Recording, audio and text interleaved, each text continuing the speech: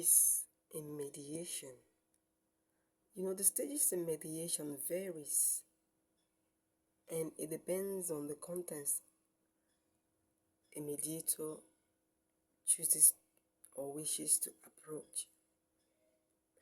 The stages of mediation generally follow a structured process to help parties resolve dispute. One of the first stages in mediation is, I'm talking about mediation proper, the day of the mediation, where the parties, they've already been invited, and on the day of mediation, what happens? What are those structured process a mediator should follow? Like I said, it varies and it depends on the context a mediator wishes to approach. But one of the very first stages, the opening statement. The opening statement in mediation. The mediator introduces him or herself, explain the process of mediation, and set the ground rules. Because in the opening statement, rather, the mediator tells the parties what mediation is all about, educate them on what the process of mediation is, explain the process. Because at the opening statement, where the mediator introduces him or herself and make sure the party understand what they're in for, why they've come to the mediation. Every document in front of the parties, the mediator have to explain it, especially the agreement to mediate, because the parties have really chosen mediation to resolve their dispute. So there must be an agreement to mediate, written form that must be signed by the parties. So the mediator, and in the agreement to mediate contains everything about mediation clause, the confidentiality clause, why they've come to the mediation, why it's binding on them on the clause. So they have to understand. And the ground rules is all about telling them to speak with each other with respect,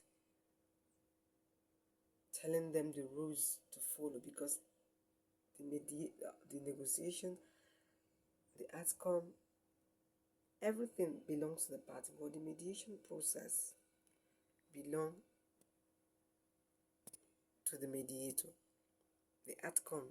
So it depends on how they speak to themselves, how the mediator handle the process, how he or she explain the process to the parties, like telling them about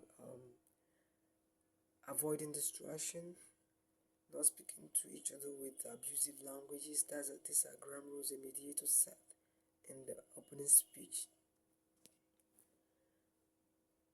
The mediator, each party makes an opening statement to share their own perspective in this opening introduction and opening statement, because they have to introduce themselves.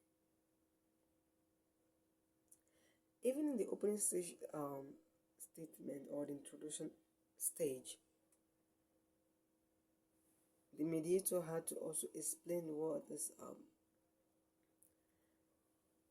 the joint discussion. We call it private caucus or the private session. You have to explain to the parties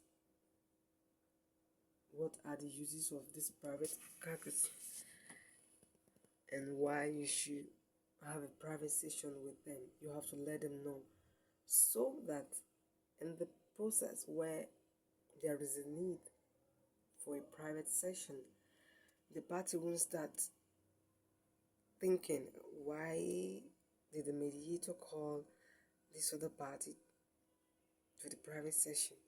So by the time you let them know that it's what we call private session in your opening statement, so when the time arises for you to make use of a private session, private caucus, private session,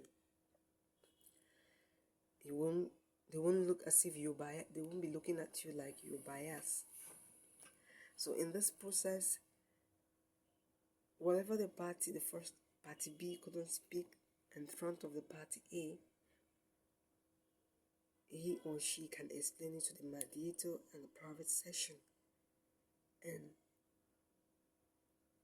also tell the mediator what he or she wants the mediator to relate back to party A or party B. So I think the private session is also used to explore more of interest.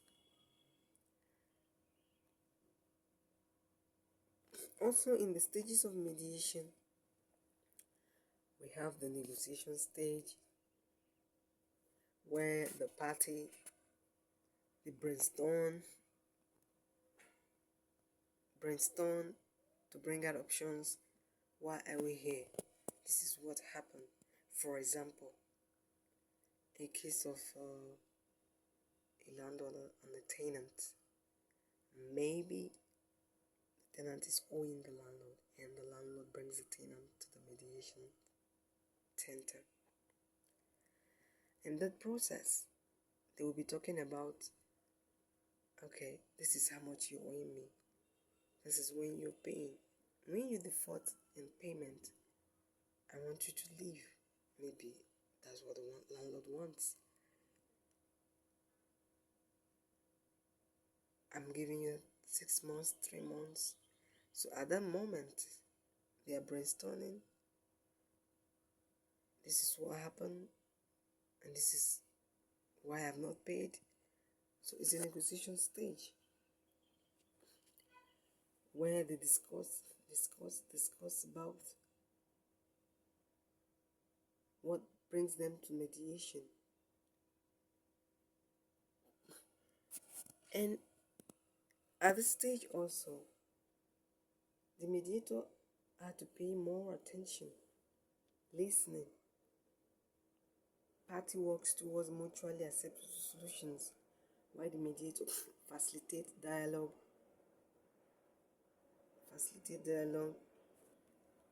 put them through, make them to talk to each other respectively in the negotiation stage.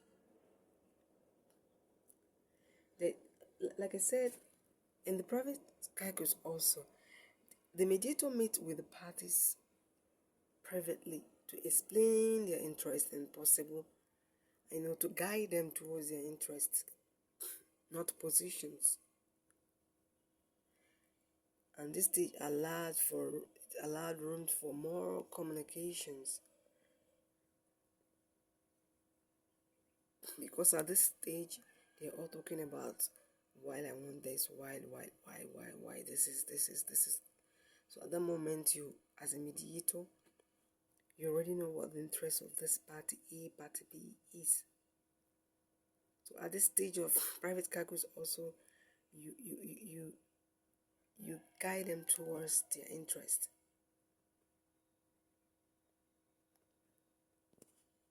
And you don't force it on them, because you are there to facilitate the process.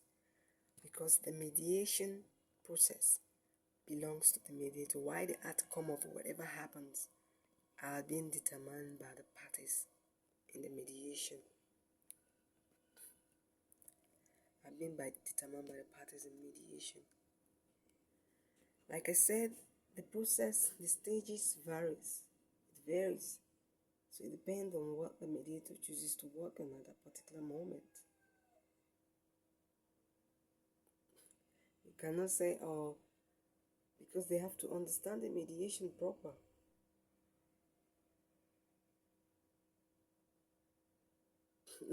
Like in a joint session where the both of them sit together to discuss, the mediator discusses the key issues involved by using reframing, paraphrasing. Oh, I heard you said this. I heard it, party A, you mentioned this. If I heard you clearly, you're trying to paraphrase what they've said in the mediation process. So it won't be that the words are coming from the mediator. Because in these stages of mediation, the mediator has to be self-aware. You have to make sure you show that you're not biased, that you're not impartial, But you're not partial, rather, you must show that you're not biased, that they have confidence in you.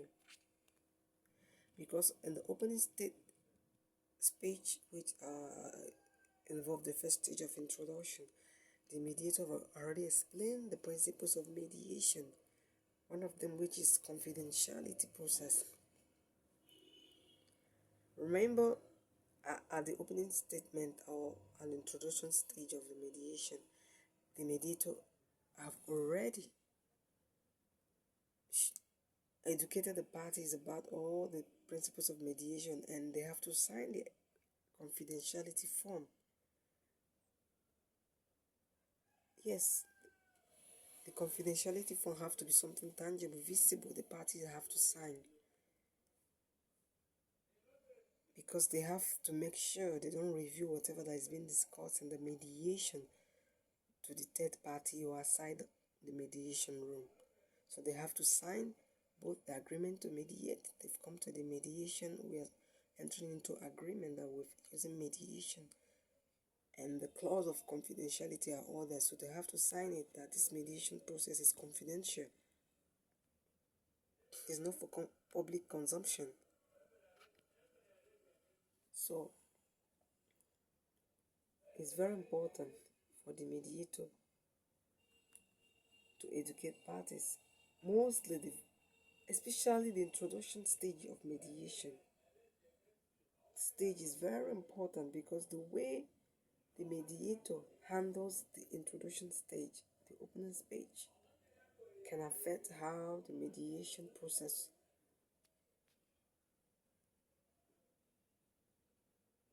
will revolve all throughout the mediation. Even before you come to the agreement stage. And remember, in the stages of mediation, there is room for adjournment. Yes, there is room for adjournment. Because a party can decide, like, they're moving towards agreement. Yes, quite alright. But they might not finish in one day. So there could be an adjournment two, 3 times depending on the matter. And they choose dates that are convenient for them to finish the mediation process. So you remember, before you come to the agreement stage, you must have agreed, or they're moving towards resolution.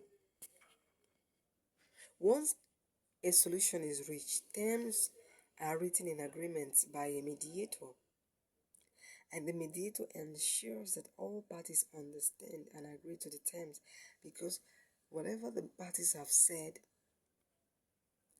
the mediator summarized them in writing, called the agreement.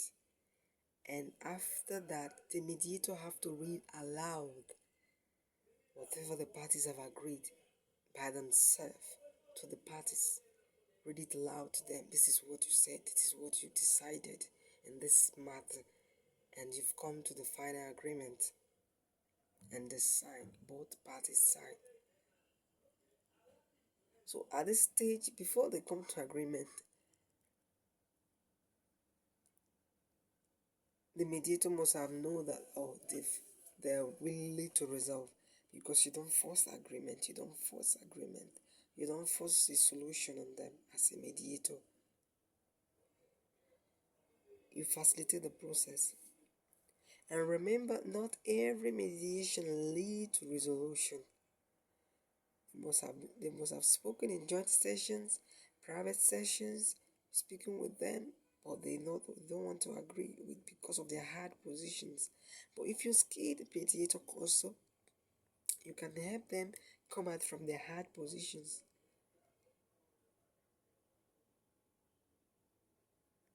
But you don't force a solution or resolution on parties as a mediator, because an agreement being generated by parties are likely more to be obeyed, like they're likely more to follow the process because they are the one that agree that we're going to do this or that, and they finally agree and sign it. So, but you as a mediator, you can force them to agree. So that's why it's very important at every stage of the mediation, the mediator have to be conscious so that parties will never accuse the mediator, we never agree on this, we never decided on this. So every stage in mediation is important. The opening statement, the opening speech of the parties, the introduction stage, the negotiation stage, all the stages are very important. The most important thing is the mediator to learn how to navigate all this process, all these stages, and educate parties and guide them at all time.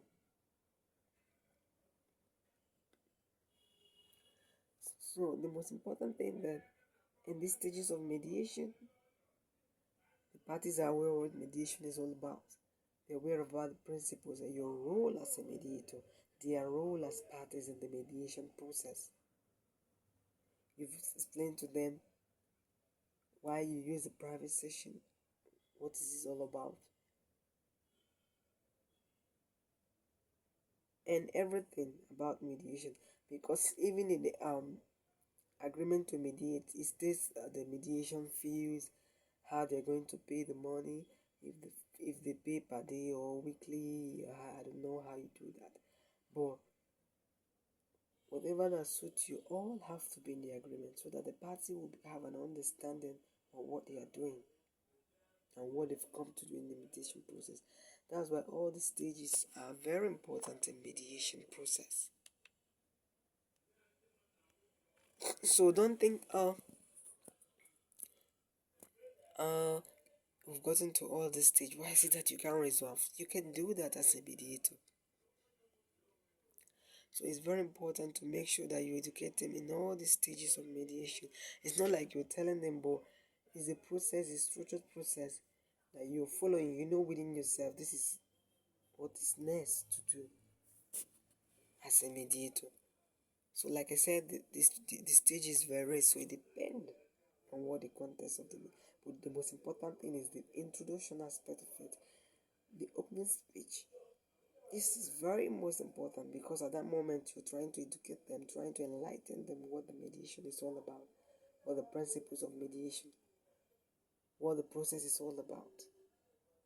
So they have knowledge that you are not a judge, it's not a court, it's not a tribunal, a court tribunal. So the most important thing is that the mediation principle should be the watchword of a mediator to help guide the process. And the mediator also have to make sure that he or she becomes self-aware, control his or her own emotions.